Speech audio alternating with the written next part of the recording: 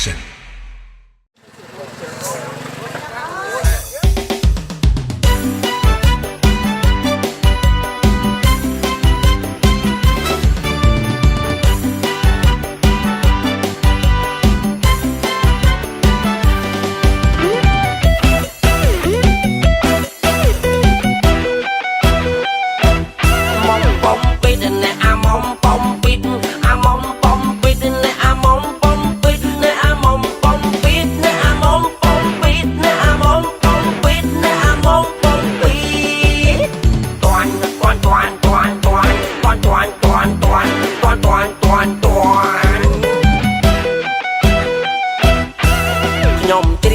ចំរៀងបត់ថ្មីថាមិនបានបំភ្លេចគ្រាន់តែខ្ចីភ្លេងគេទុកច្រៀងគៀងគោច្រៀងញ៉ែនៅអាមុំឃើញកំពុងសំងំពួតយំមាត់ទន្លេអាមុំបងអើយអាណិតណាស់នួនល្អងលៀងចាន់មិនទាន់ផងឲ្យម៉ែអូនស្រែកជី